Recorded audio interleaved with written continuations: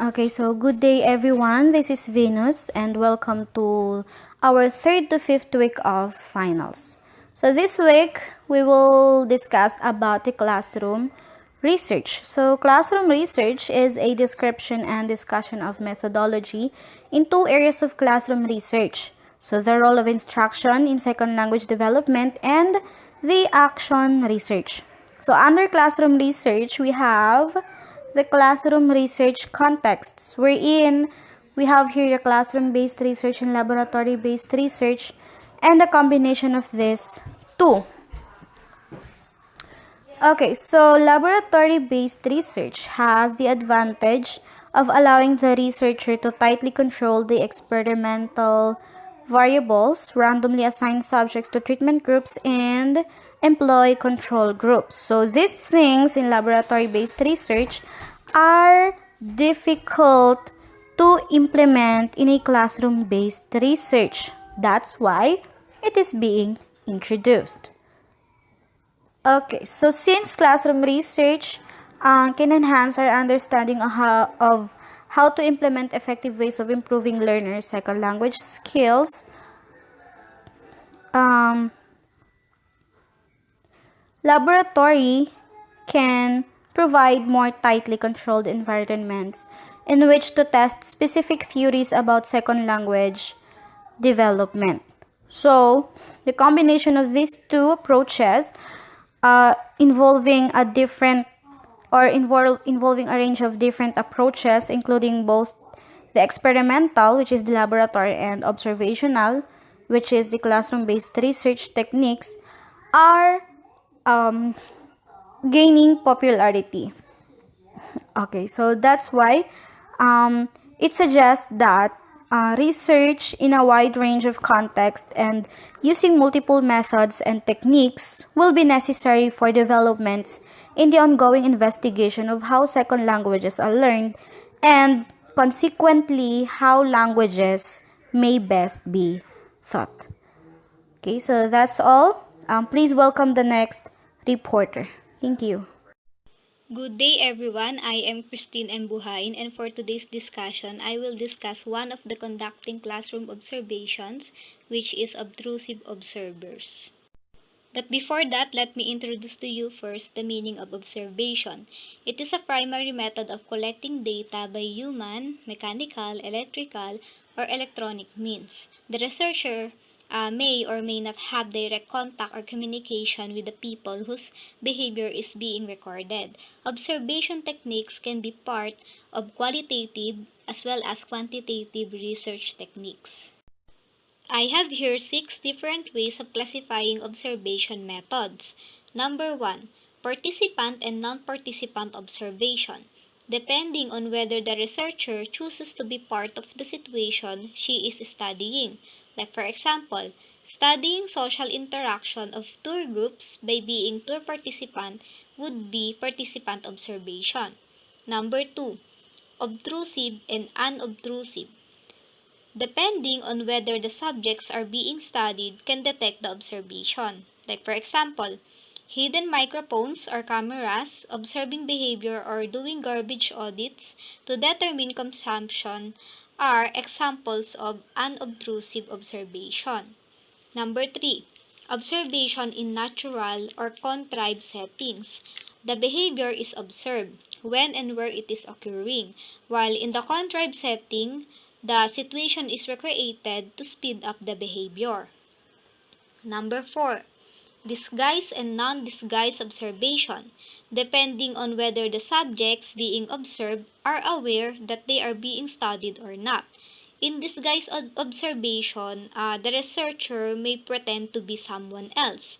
For example, just another tourist participating in the tour group members being aware that he or she is a researcher. Number 5. Structured and unstructured observation refers to guidelines or a checklist being used for the aspects of the behavior that are to be recorded. And the last one is direct and indirect observation. Depending on whether the behavior is being observed as it occurs or after the fact, as in the case of TV viewing, for instance, where choice of program and channel flicking can all be recorded for later analysis. Okay, we are done with the observation and its 6 different ways. Now let's move on with the obtrusive observers. Observation etiquette may initially seem secondary to the more practical nuts and bolts of carrying out observation, but conforming to good observation etiquette is very important. When we say obtrusive in Tagalog is nakakaabala or yung mga unnecessary things na ginagawa ng isang observer. Any observer in the classroom runs the risk of being an obtrusive observer, which can be problematic for research. Because why? Because it may lead on an observer to become intrusive. When we say intrusive, mapanghimasok. An obtrusive observer's presence may be felt in the classroom to the extent that the events observed cannot be said to be fully representative of the class in its typical behavior, and therefore the observation data may have limited validity. This one says that though we can feel the presence of an obtrusive observer, but it does not mean that the classroom observation was valid. It may be limited. Being obvious about recording data can affect the research situation. Like for example, you are seen writing notes every time someone does something, or you constantly produce a tape recorder every time a conversation starts up, or it can be seen to be constantly mumbling or murmur into an electronic memo machine. Then your subjects are likely to stop acting naturally and passively start to avoid you. The last one is an obtrusive observer may also be problematic for the instructor and students in terms of compromising the quality of the lesson. Why? We have 2 reasons here. Number 1, preventing instructors from delivering the lesson to the best of their ability. Syempre, if we have obtrusive observer in a classroom, mahihiya si teacher or mahihiya instructor na i-deliver yung lesson sa abot ng kanyang makakaya. It can be limited, or it can lead to him or her to give an inappropriate information. And number 2 reasons, consequently preventing the students from learning to the best of theirs. Like for example, younger learners in a particular can become very easily distracted by observers. We all know that the attention span of the students are very short. Therefore, madali sila ma-distract sa lahat ng bagay na nakikita nila sa classroom, di ba? Mabilis sila ma-distract eh. So, they may be interested in the recording equipment and may pay more attention to a new person in their classroom with a digital video or voice recorder than to their instructor. So, ganun siya. That could be all. Thanks for listening. The Hawthorne Effect. The Hawthorne effect was first described in 1950s by researcher Henry A. Landsberger during his analysis of experiment conducted during the 1920s and 1930s. The phenomenon is named after the location where the experiment took place in Western Electric's Hawthorne Work Electric Company, just outside of Chicago. The Hawthorne effect refers to a type of reactivity in which individuals modify an aspect of their behavior in response to their awareness of being observed.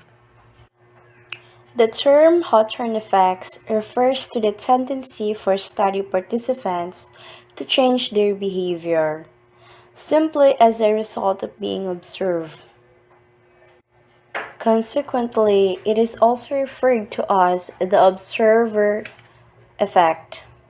This tendency underlines the integrity of the conclusion researchers draw regarding a relationship between variables, although the original studies from which this term was coined have Drawn criticism.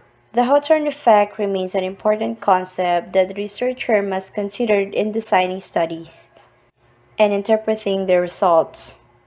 Furthermore, these studies were influential in the development of the field of psychology known as industrial organizational psychology. In research, the Hawthorne effect is when participants act in a way that is consistent with their perception of the researcher's expectation during a study, which then biases the outcomes of the research study, regardless of the actual purpose, hypothesis, or method of the study. They focus on the purpose of the study, which is about helping. For example, imagine that the researcher was conducting a study about one type of helping behavior, either open behavior. If participants, for some reason, known that they were being studied, and also known that the purpose of this study is about helping, they may be more likely to help by opening doors for others because that is what they think the researcher expect. Regardless of the actual purpose of their study, their hypothesis or method of the study, rather than walking through the door and paying little attention to whether they should hold it for the next person. Another example is a research study to increase the productivity of workers. The Hawthorne effects state that the people will act differently when they are aware of being observed. Some have argued that monitoring improves productivity. It can also encourage good behavior and discourage bad ones. However, monitoring can also have a negative effect because other employees can see they are being punished or experience narrow focus or feel their anatomy is threatened. With these conflicting views, how can we effectively use monitoring in this workplace? When is it useful or not? In India, they did study in a clothing manufacturing plant. The factory produces strands and jackets for men's suits.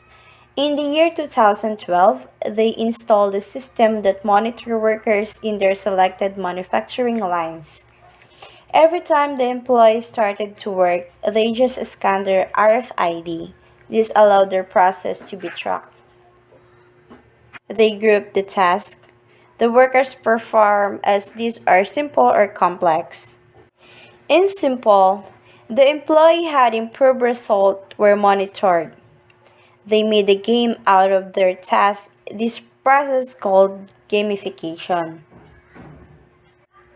But this working on a complex task, they showed decreased productivity. Their workers felt that monitoring control and interfered with their works. Therefore, monitoring in the workplace is best applied to simple and gamified tasks, but best avoided for more complex tasks. According to Shuttleworth 2015, many social and experimental types of research include the use of human selected subjects become alert, and this can be accountable for the change in their attitude and behavior. Next, according to Ferdinander et al. 2005, the Hawthorne effect concerns research participation and consequent awareness of being studied and possible impact on behavior. This effect arises as a result of participation in the study as participants do not behave in normal manner. And according to Macefield 2007, thus the normal mode of action of subject may alter leading to biased results. Thus the normal Good day everyone, this is Joymay Argawanon and today I will discuss about obtaining permission to observe and enlisting the help of the instructor. So this topic is under conducting classroom observations. So before conducting a classroom research, there are several precautions for observers to take into account. First of all, it is important to obtain the permission of the instructor to observe in the class. This is not only a professional courtesy, but may also help the instructor to lessen any impact of the observation on lesson planning and implementation. So in working with schools and language programs, the researchers should not assume that the permission of administrators indicates that individual classroom instructors have been informed and that their instructional schedules have been considered. Next, it is important to contact the instructor in advance in order to obtain consent and to negotiate the schedule and observation process. Another thing is that it is also important to seek the instructor's input in matters such as when to arrive. For example, arriving a little before the learners, at the same time, or during an activity. The instructor may also have the best idea about where the observer can sit in the classroom. Some instructors prefer observers to sit in the back or off to the side of the class, and some may recommend that researchers begin coming to class several days before they conduct the research in order to habituate the students to their presence. So another reason to be sure to have made personal contact with the instructor beforehand is that having more than one observer in the classroom at any time could be disruptive for the instruction. And the instructor is the best position to know the schedule for who plans to observe when.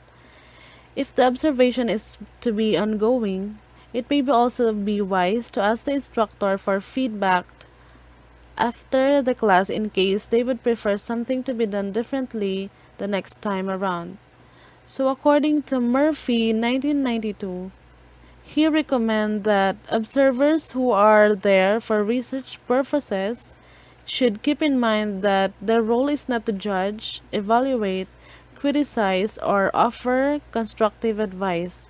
And also, if asked by the learners what they are doing in the classroom, observers should keep the responses as short as possible. So now let's have debriefing the instructor. It is also important as part of the negotiation surrounding the observation process to debrief the instructor about the research finding or the content of the observation notes. Another thing is the timing. Timing is also an important consideration here. For example, researchers might provide instructors with a copy of their notes after each lesson or arrange a time to meet in order to discuss the research. By keeping the observation process as transparent and interactive as possible, researchers can often establish a more trusting and cooperative relationship with the instructors. Finally, of course, it is always important to thank the instructor for allowing the observation, together with any other parties who have been helpful for the research, including both administrators and the students. It can be easy to overlook such simple things, but in fostering good relationships between instructors and future researchers, expressing courtesy and appreciation is important. So, to summarize the lesson, before the researchers should conduct a classroom observation, they should first contact the classroom instructor in person if possible. Second, determine the schedule for observation. Third, negotiate the observer's role in the classroom, including regular pre-visits, arrival time, introductions, and seating arrangement. Next is debrief the instructor, either during or after the observational period, on the findings of the study. And lastly, clearly express appreciation to the instructors, students, and administration. So this would be the end of this lesson. Thank you so much for listening. Good day, guys. My name is Reynalyn Ann Piaterado, your reporter for Observation Procedures and Coding Schemes. An observation procedure is a process used to observe and record a set of activities or behaviors. In general, an observation procedure or method refers to any research which is based on either formal or informal observation. So, formal observation is a structured, repeatable observations where researchers are looking for specific cues to codify and report. While informal, it is conducted even without a concept and you have no expectations about it.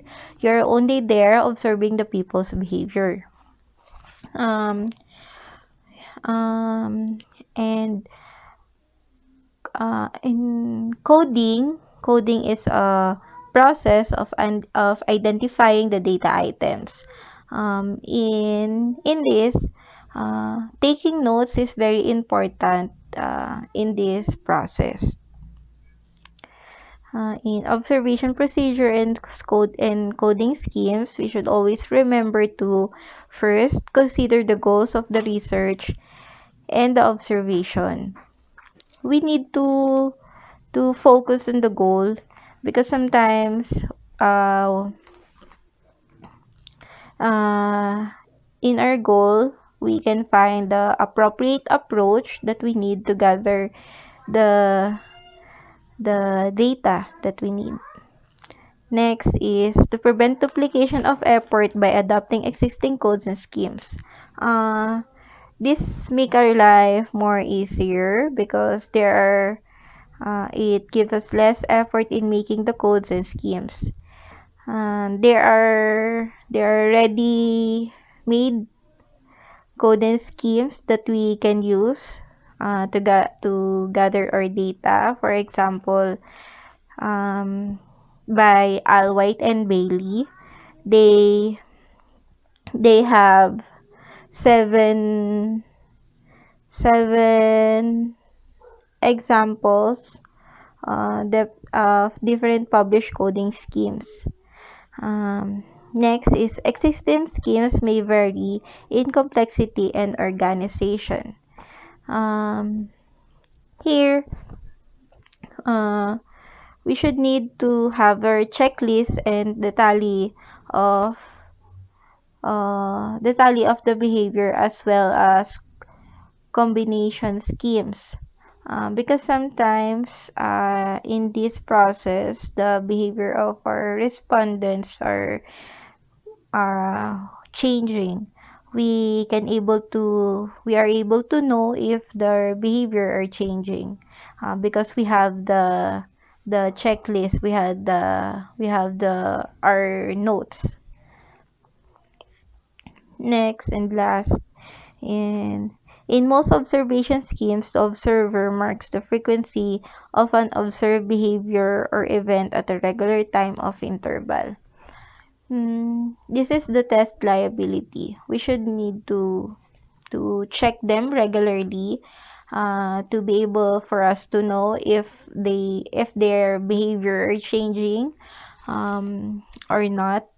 Um, this By taking notes and marking their behaviors, we can prove that the data that we gather are reliable. That's all. Thank you. Tips for classroom observation. For the individual observer, develop a climate of mutual trust with teacher. Treat the teacher with respect. Never insult the teacher. Be a silent observer, like a fly on the wall. Don't intervene during observation.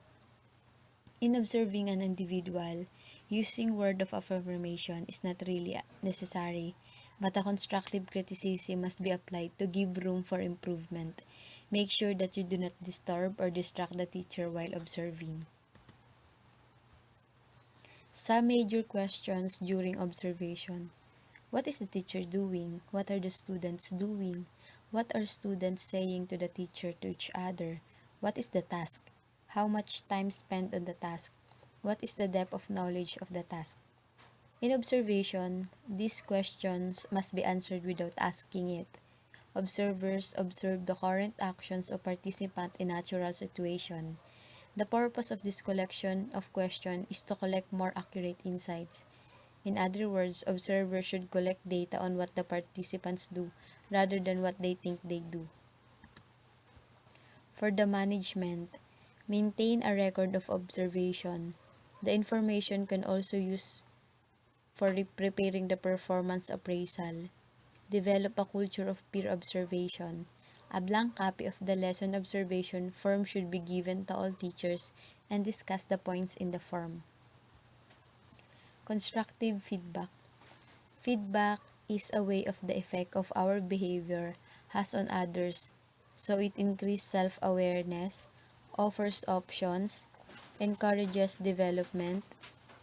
Constructive feedback does not mean only positive.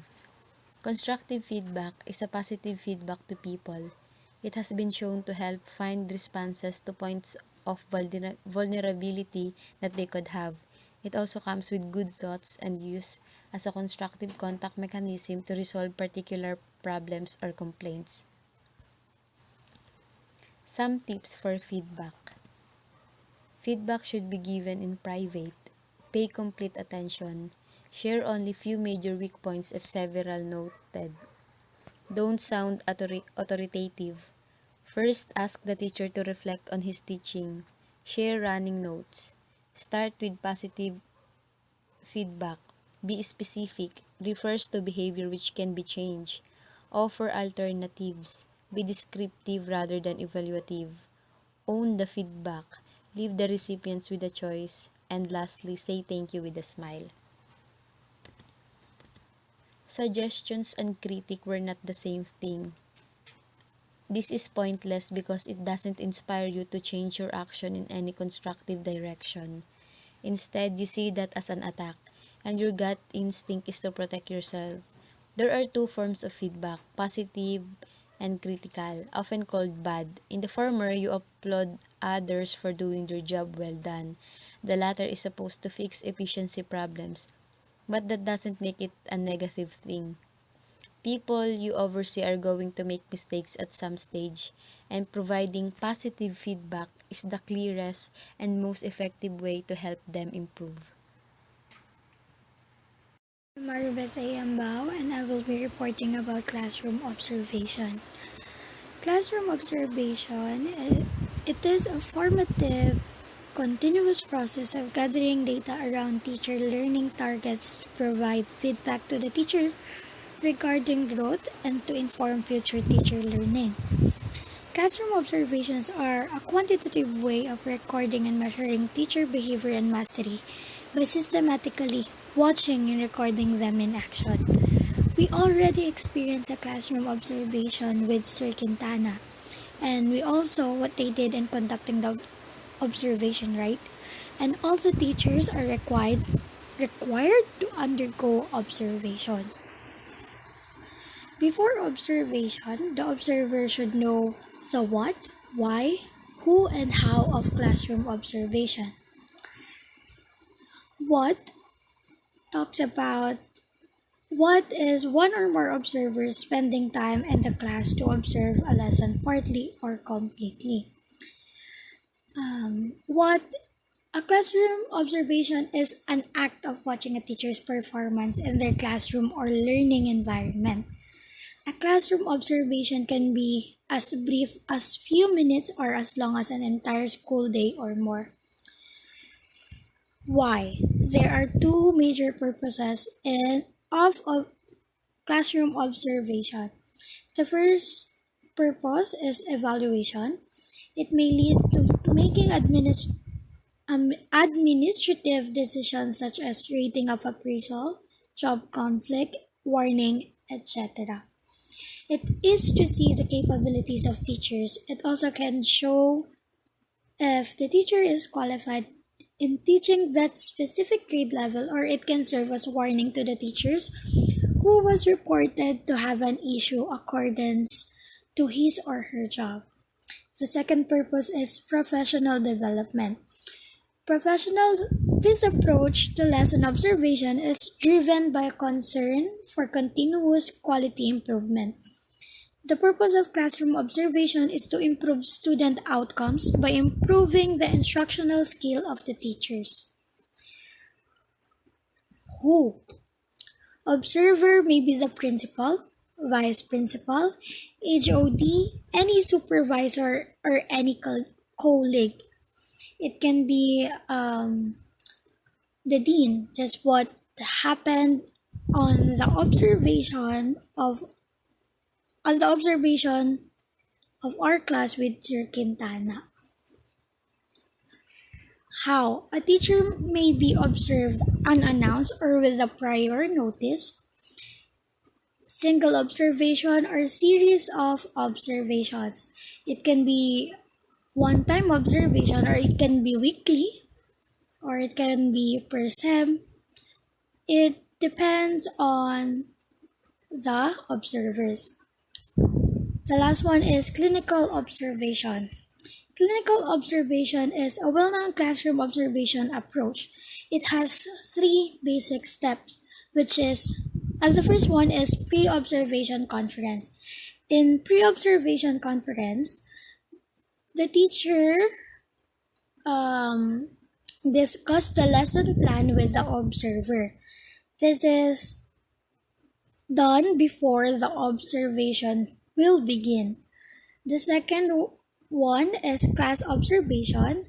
The observers will sit quietly at the back, taking notes and gathers important data about the teaching and learning process in that specific classroom. The third one is post-lesson conference. Post-lesson conference talks about the feedback session, sharing the observation positively with the teacher. Sometimes it can be done at the end, immediately at the end of the observation. Some observer automatically say their feedbacks to the teacher in the classroom, at the back of the classroom.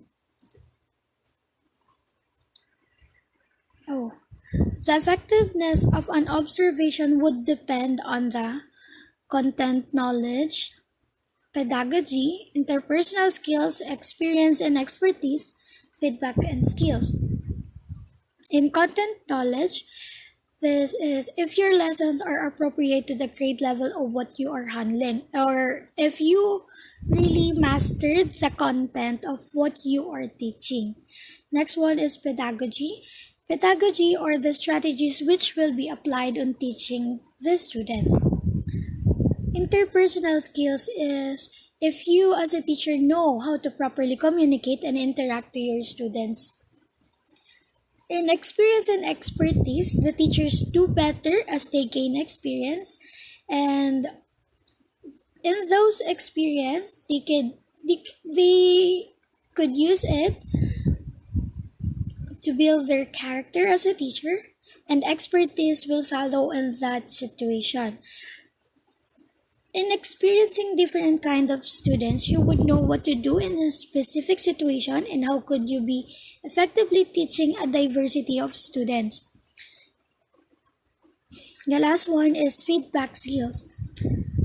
It should, as a teacher, you should know how to positively accept the feedback that the observers would provide. And as a teacher, you should give feedback that aim towards the improvement in students' learning. Feedback can improve a student's confidence, self-awareness, and enthusiasm for learning. If more than one observers in the school, then all members of team should know that what counts as effective teaching, the number of times a teacher has been observed, and what kind of feedback has been given. The report of classroom observation will be resumed or will be continued by Wenzel. Thank you. Good morning, everyone. My name is Jocelyn Capili, and today we're going to discuss about caveats of using or modifying existing observation scheme. In this lesson, we must determine if the scheme is appropriate for the research goal. To do so, when evaluating, selecting, adapting, or devising an observational coding scheme, there are several questions regarding potential limitations that the researcher should keep in mind. Most important, as with any elision techniques, it is necessary to determine whether the scheme is appropriate for the research goals. To determine this, the researcher should consider whether the scheme has a clear focus that is relevant to the research question. For example, a scheme that focuses on instructor-learner dialogue. So what is an instructor-learner dialogue? It is a classroom dialogue wherein the teacher and the student have an interaction through open questions and metacognitive engagement using the dialogue.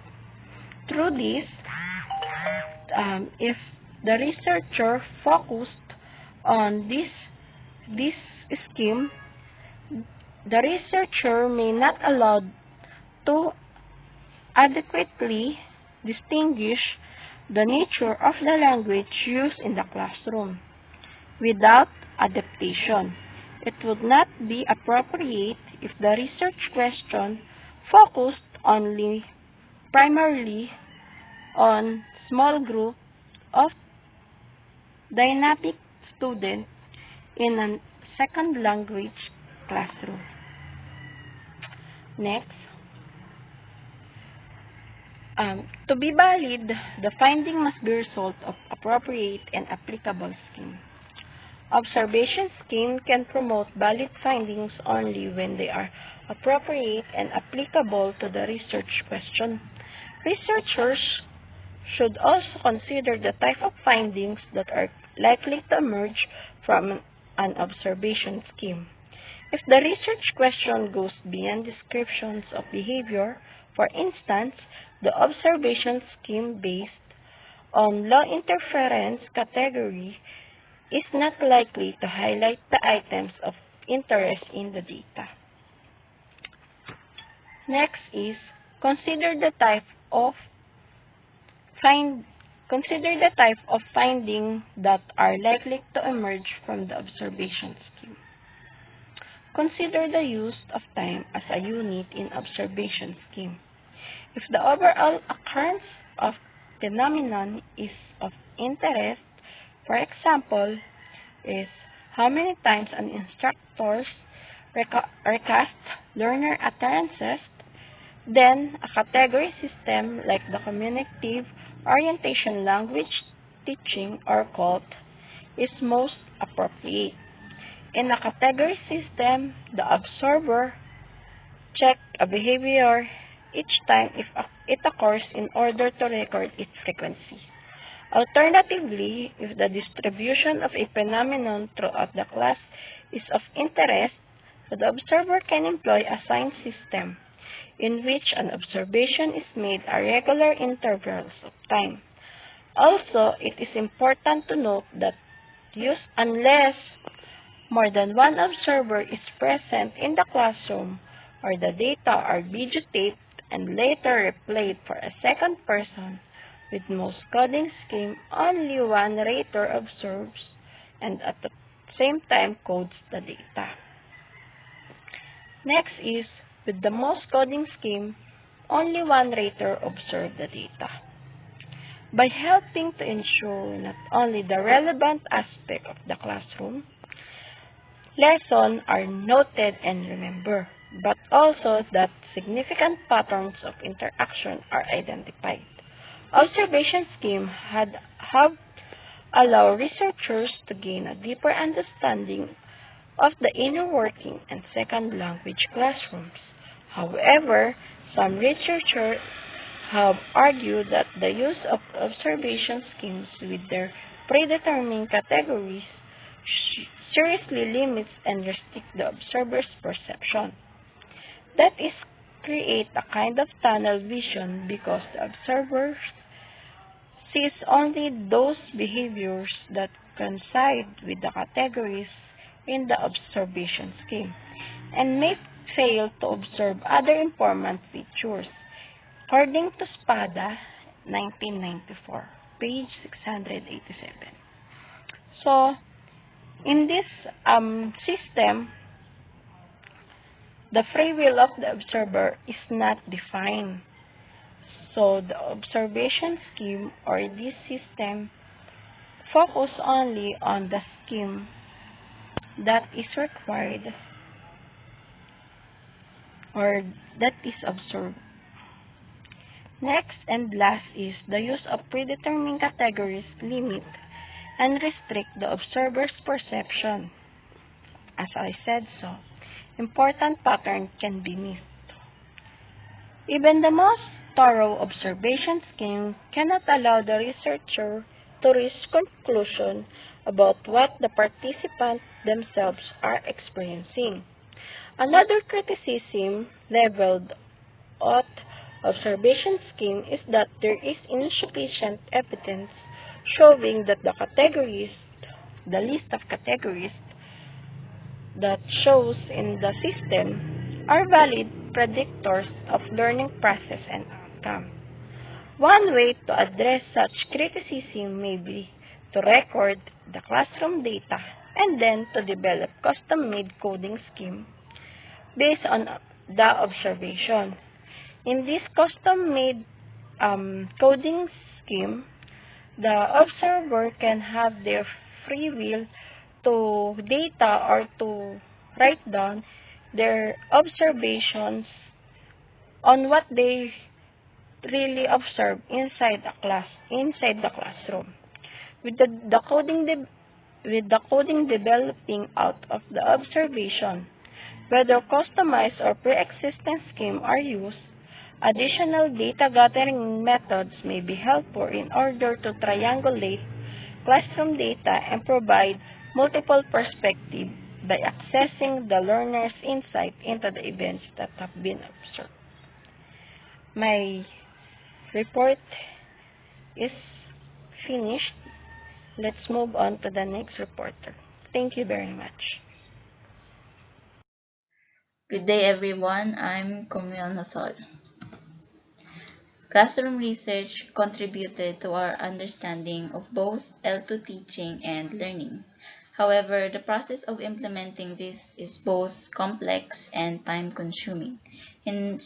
So in this part, we will report the logistical and conceptual considerations that researchers should know when designing classroom studies. Logistics is the detailed plan of an operation. It shows the process of coordinating resources like included the people, materials, inventory, and equipment. So in classroom research, it traces sets of issues and concerns with the respondents and materials used in collecting data. So that's what I'm going to report. In selecting a recording format, it should facilitate the ultimate uses of the data. For example, in transcription, you need an audio recording to make a written copy of the discussion. Next, consider whose voices and actions need to be recorded. In any class, there will also most likely be learners who have not consented or whose parents have not consented for them to be videotaped. In such cases, it is necessary to make arrangements for these learners to sit behind the video camera so that they are not recorded and be kept away from any microphones that may be placed in the class.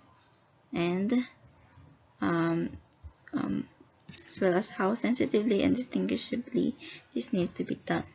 So you can use the lapel microphone to make it easier to distinguish the wearer's voice from other voices on a recording.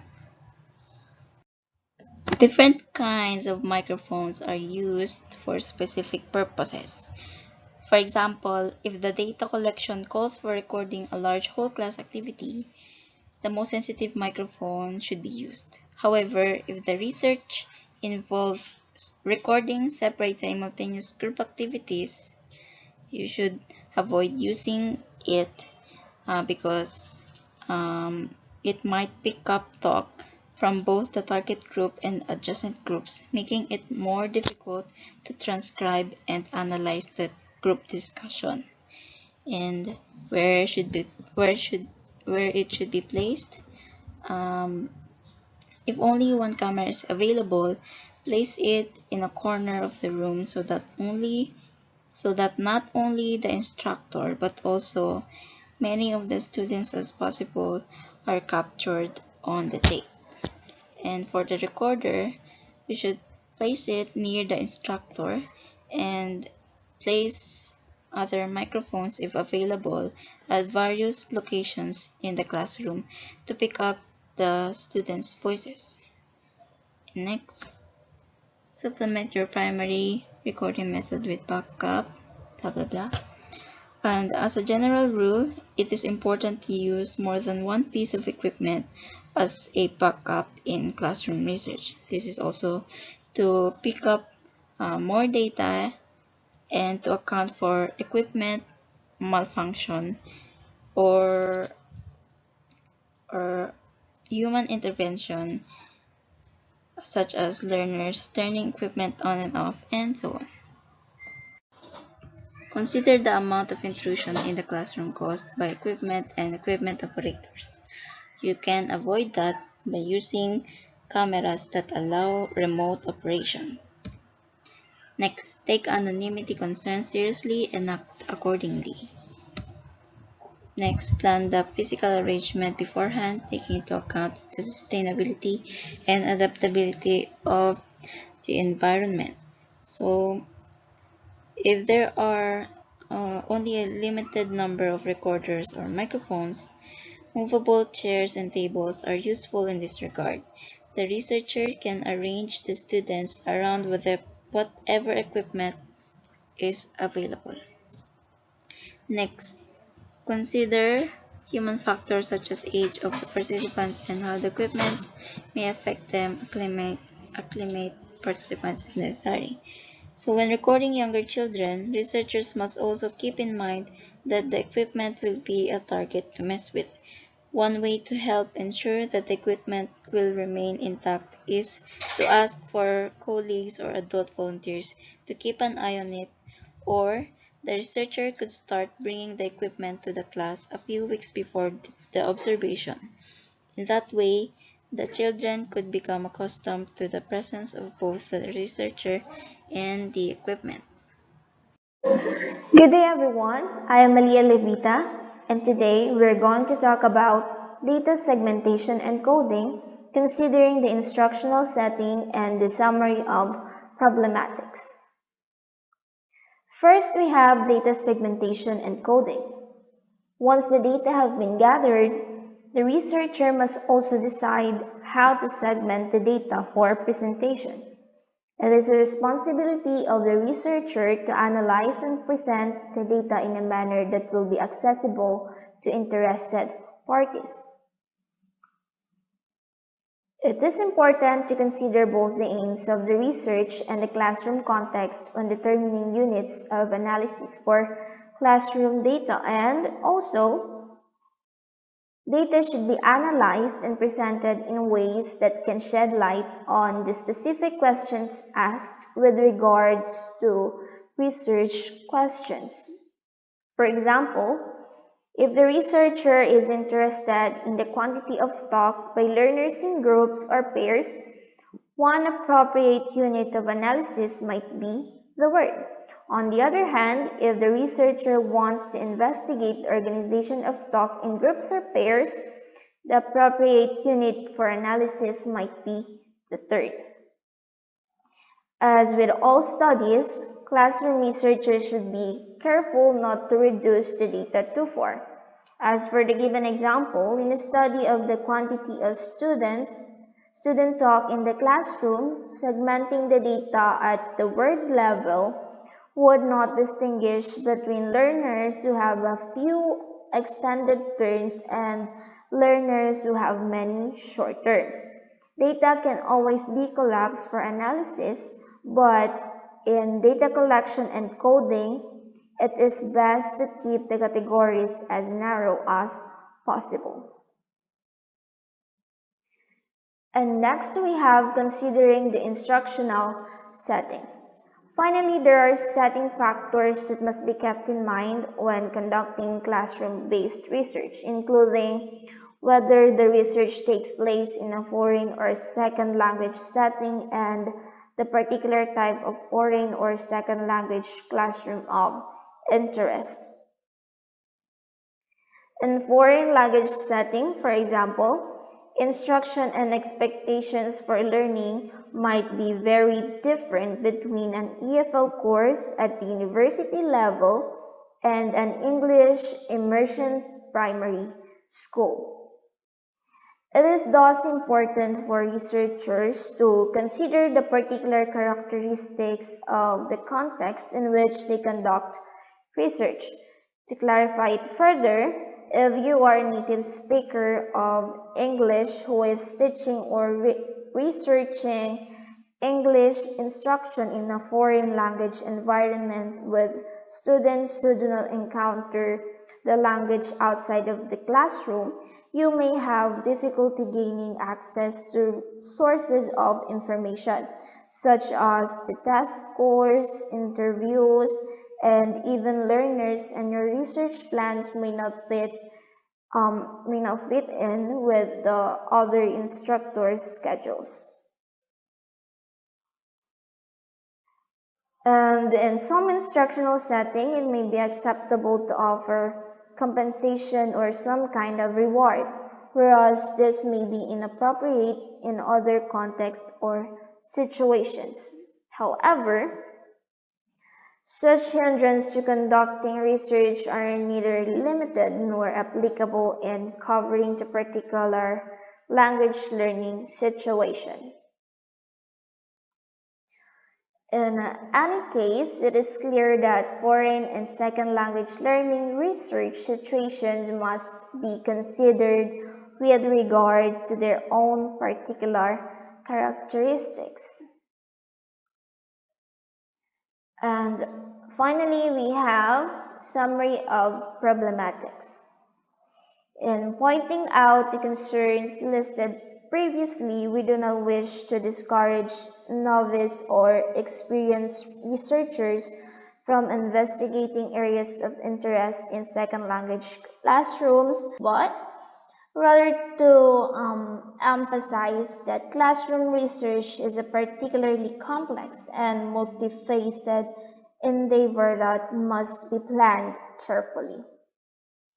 We must also stress the importance of flexibility at this point, because even the most careful design studies rarely go exactly according to plan in second language classrooms, because unforeseen events and problems arise from many sources. However, if researchers are aware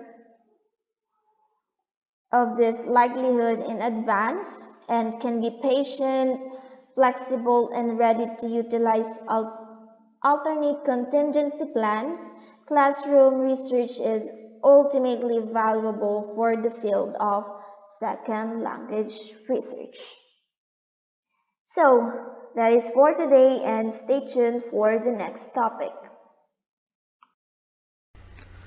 Good morning, my name is Grant and I'm going to report the 7.4.2 to 7.4.2.3. First is the problematics here. We will discuss the problems that the researcher must consider in making a classroom research. including dealing with relevant non-participating parties, parents, and administrators, debriefing participants, accessing test score if necessary, and segmenting the data for presentation. Informed consent. In the case of classroom-based research, this usually means that consent must be obtained from the learners and their parents if the learner and are children, the instructor, and the school administrator. Informing participants is necessary to the classroom-based research. They must be informed about the purpose of the research and what is their involvement in a research. All parties must be informed as to the purpose of the research and what participation entails. They must not be pressured by the instruction because you were the one who is gathering the information, and they must feel comfortable. And for the non-participants, they must feel that they won't have any penalties in not participating in your classroom research. And of course, the confidentiality is one of the issue here.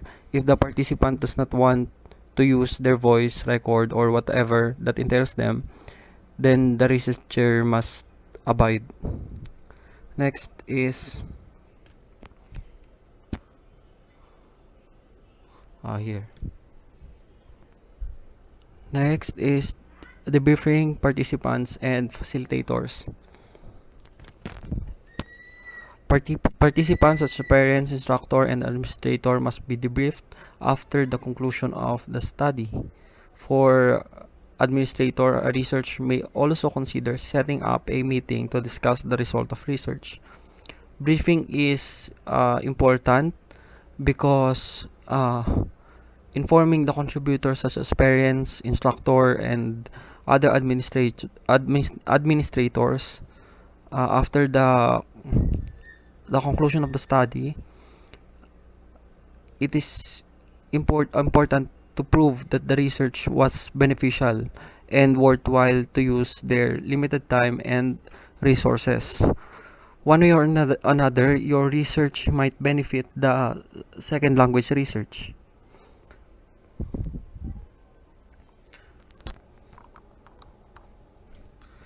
Last is ensuring confidentiality and minimizing disruption.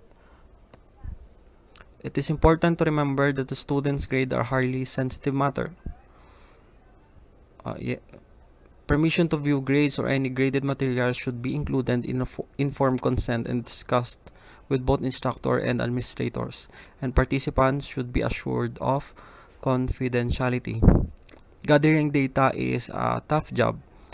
For example, your research requires to obtain the report cards of students. The teacher must have a permission to view grades from the administrator and instructors, and the participant must be assured of the confidentiality. Remember that the student's grades are highly sensitive matter. If the researcher prefers to administer their own test, arrangement will need to be made so that the testing does not take away more class time than absolutely necessary. In making a classroom research, there is a time that that the classroom is following. The time when you gather the information must not take all the time of does not take the time of the classroom, and the researcher should be careful not to disrupt learning during the research whenever possible. Because as we all know, in classroom, the teaching learning process is continuous. That's why we must consider the time where we will not disrupt the learning of the students. That's all. Yeah.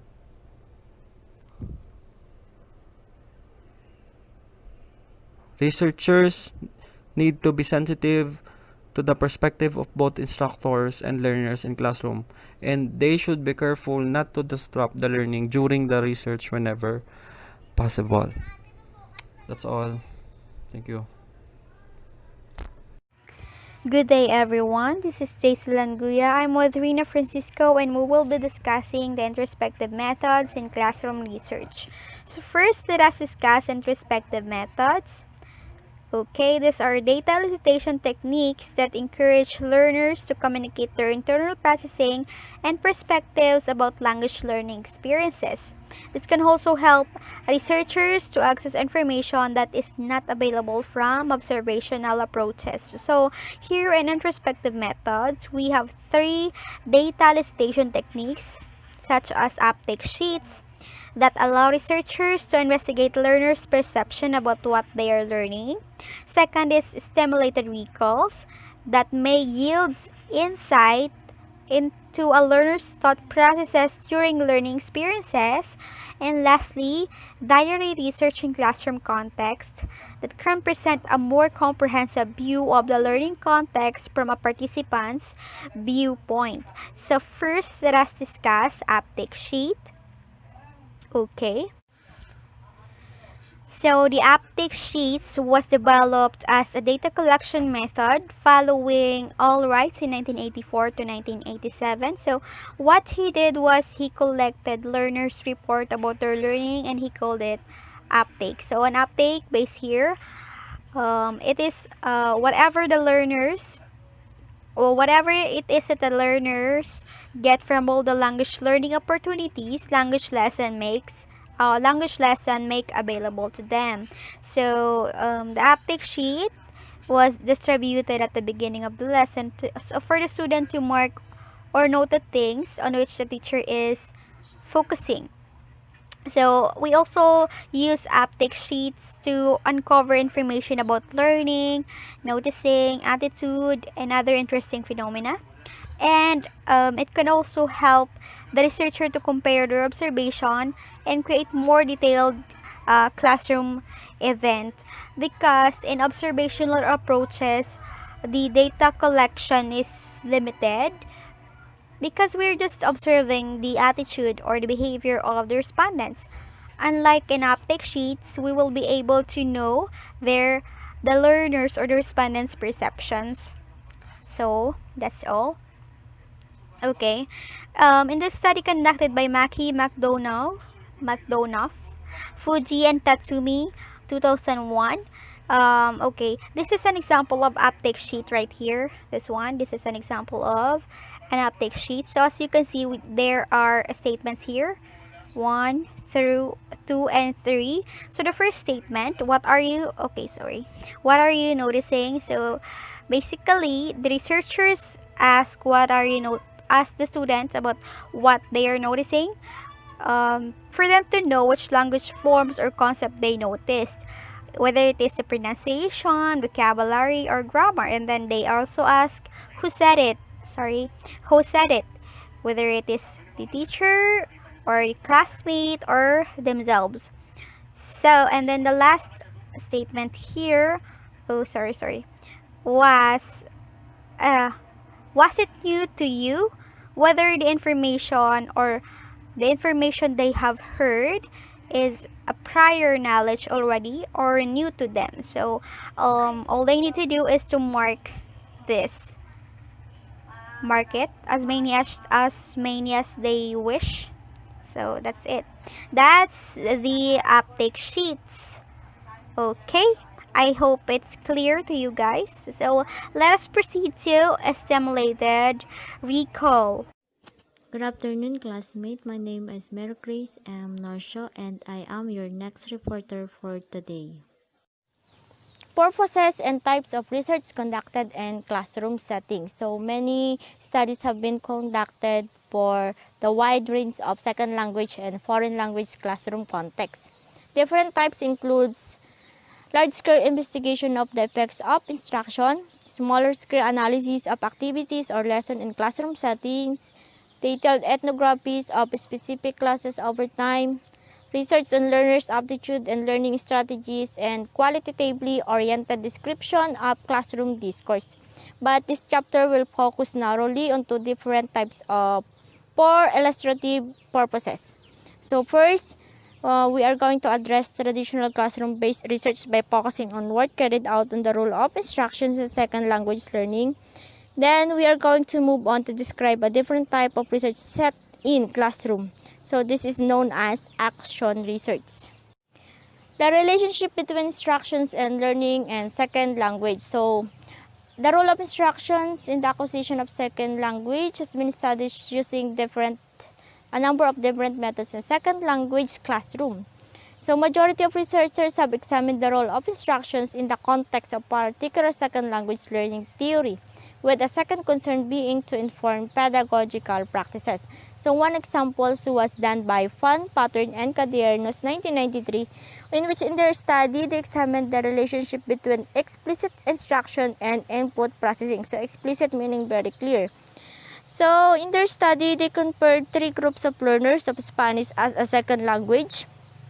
So the 3 groups received different approach of instructions.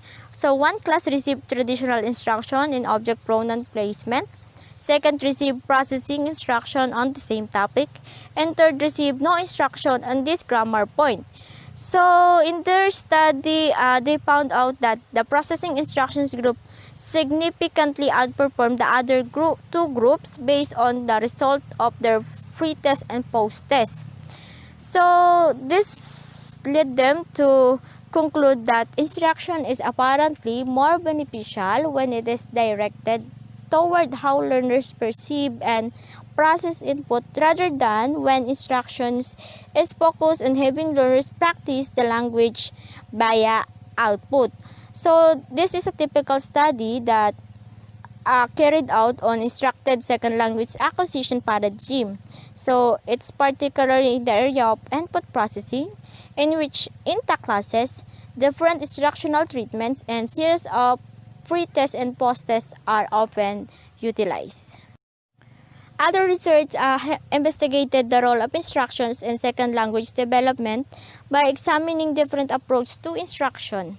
So they focus on or center on questions of how best to draw learners' attention to form, when to focus on form, and whether one type of focus on form is more effective than the other. So like processing instructions, research on focus on form has also often involved entire classes receiving different instructional method. So what Evans and Williams 1998, they addressed the question of whether some linguistic forms were more amenable to focus on form instructions than others. So they also used 3 interclasses, a control group, a group that received an input flood of positive evidence, and a group that received explicit instructions and feedback. So the first 2 experimental groups, the treatments were retorted for the different linguistic forms under investigation. Then, each class received different treatments for participial adjectives and passive. However, the researchers ensured that the instructional methods were not only appropriate for and similar to, but also integrated with the normal activities and focus of the course. So, each treatment lasted for approximately 2 weeks, and the analysis, which combined quantitative and qualitative data, suggested that not all forms were equal in terms of the effectiveness of focus on form activities, and that individual learners could vary greatly in terms of readiness and ability. So there is a big difference in the ability and the readiness of the learners that affect the effectiveness of focus on form activities. Some research has been conducted on the effectiveness of instructions for younger learners. So the examples given here is a well-known series of studies involving many years of collaboration with classroom teachers. It was done by Lautbaum, Espada, and their colleagues to describe the ESL development of young Francophone learners in Canada. They used both description and experimentation to investigate the role of instruction and error connection. They examined the impact of instruction on question formulation in ESL. They followed a 2-week period of explicit instruction and corrective feedback, and they found out that learners improved and maintained their gains on a delayed post-test conducted 5 weeks later, illustrating the many complexities involved in second language classroom research. They reported that control group comparisons were not possible because the control group teacher had used instruction and correction techniques similar to those of the experimental group teachers. Despite the research as assumption based on several data points, that her focus was to be meaning only to communicative approach. So research in effects of instruction in second language learning has involved number of different types of methodologies. So it ranged from observational to experimental with combined methods and different levels of teachers' involvement in the process. Some findings have yielded mixed results. Some studies indicating that instruction promote learning and others suggesting that instruction has a little effect. So there could be a many possible reasons for the disparity in findings because it can be more difficult in classroom than in laboratory studies to isolate variables for study, while also opening possibilities for intervening variables to influence the research findings. Additionally, classrooms vary in significant ways, and structural practices that seem to enhance learning in one setting may not do so in different settings. The different types of methodologies involved in the different units of analysis and measures of learning all contribute to the difficulty and comparing results. Good day everyone, so my name is Rina R. Francisco and I'm going to talk about the third introspective method in classroom research. This is diary research in classroom context. So Paley 1990 defined a diary study as a first-person account of a language learning or teaching experience documented through regular candid entries in a personal journal and then analyzed for recurrent patterns and salient events. Additional information from what Bailey said. Diary studies is a research method that collects qualitative information by having participants record entries about their everyday lives in a log, diary, or journal about the activity or experience being studied. Diaries of classroom context can produce useful data on a range of aspects of the second language learning process. This includes individual learners and instructors' insights into their own learning and teaching processes, their self and other comparisons, decision-making processes, the process of development over time, attitudes toward classroom learning and teaching, the use of strategies, and the recognition and use of feedback.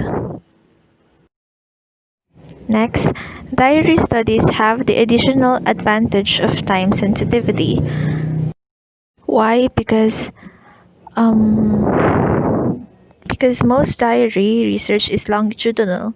It can illuminate how perceptions develop over time. So what is longitudinal? A longitudinal study or longitudinal survey or panel study is a research design that involves repeated observations of the same variables or over a short or long period of times. In classroom research, some structure can be provided for the diary entries. It is increasingly the case that instructors ask learners to keep diaries as a part of the coursework or even in course assessment, for which the goal is enhancement of pedagogy. The diaries might be required to address specific points, including how well the learners have followed specific lessons, what is enjoyable, easy, or difficult about the instruction, and the reaction to the instructor and other learners, as well as to specific classroom activities and group and peer work. Instructor diaries are also common in educational research, and explorations of language instructor diaries are becoming more common in the second language research field. So, for example, Bailey et al. 1996 used instructor diaries to investigate the role of language learning and teaching beliefs and decision making by students' instructors. An examination and comparison of the instructor's diaries indicated that conscious examination of long-held beliefs about language learning helped to shape pedagogical decisions and that students' teaching was experienced differently according to the students' instructor's gender, educational background, and language learning experience. In general, instructors' diaries have tended to focus on classroom experiences, perceptions about students' reactions, and learning and instructional decision making, for which the method matched the goals of the research. Diary research represents a significant expenditure of time, both for those who write the diaries as well as for the readers who analyze them.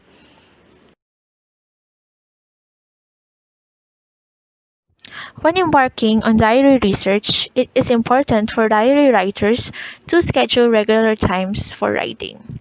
The quality of the diaries can also be enhanced if the researcher includes guidelines for the range and amount of writing expected per entry or provides sample questions that the writer may want to consider for each entry. Diary writers should be encouraged to keep a notebook, mini audio recorder, or personal digital assistant with them to jot down insights as they occur and transfer them to the diary. They should also be reminded to include examples to illustrate their insights in the diary entries and can be asked to include their own questions about teaching and learning that occurs the research processes. The analysis of diary data involves a careful and thorough search for patterns in the writing or tapes in order to find recurrent themes of interest. When reviewing the data, it is important to be conscious of one's own beliefs, experiences, and orientations to the question of interest and how this may influence interpretations both of individual diary entries and of the emergent patterns. When diaries from several participants are included in the research, it is important to note not only on how many times a phenomenon is noted, but also by whom it is noted. This will help researchers to avoid seeing the experiences of only a few participants as being reflective of the experiences of the whole. Similarly, the salience of the phenomena in the diary entries should be considered in order to prevent the contextualized over or underemphasis of the previously mentioned points. So for the next topic is practical considerations in classroom research. Thank you. Good day everyone, I am Aya Kimura and now I'm going to report about action research. So let's start with its definition. There is a little agreement about the encompassing definition of action research, so let us just adhere that action research can be defined and is being implemented in many different ways in the field. First definition, according to Wallace, action research is basically a way of reflecting on your teaching by systematically collecting data on your everyday practice and analyzing it in order to come to some decisions about what your future practice should be. So in here, the teacher is going to reflect on how he or she teach. It is somewhat similar with assessment as learning, wherein the teachers are having self-evaluation and group discussion or group evaluation about their daily teaching and learning process to determine the causes of learning problems and thus to formulate a plan for remedial action. Next, according to Chodron, action research does not imply any particular theory or consistent methodology of research. In here, unlike with a normal research paper, action research are not theoretical but practical. Its main purpose was to look for solutions about the emerging educational problems, and also it does not need technical knowledge about the research procedure or methodology. Now let's move to the theory and background to action research. Teachers may believe that others' research findings are not sufficiently related or applicable to their own unique teaching situations. In here, teachers are conducting action research to have their own perspective about a certain educational problem, and that way they could resolve it based on their unique way that is appropriate for a given situation. So, for example, the problem is about students' performance. Since others' findings are not applicable to the situation, teachers will conduct their own action research to resolve it. Next, according to Johnson, if what is missing from the research on classroom language learning is the voice of teachers themselves, then the movement provides ways for teachers' voices to be heard and valued. It simply means that action research basically serves as an avenue to contribute for the betterment of the classroom language learning and educational system as well. Next, according to Crooks, in action research, it is accepted that research questions should emerge from a teacher's own immediate concerns and problems. In order to come up with data, unlike with a normal research paper that uses authentic tools or questionnaires, in action research, teachers use self-made tests to address a problem. Lastly, according to Allwright and Bailey, action research is typically conducted by practitioners in order to address an immediate classroom problem or need. Just like with what I have said earlier, the main purpose of action research was to look for a solution about the emerging educational problems.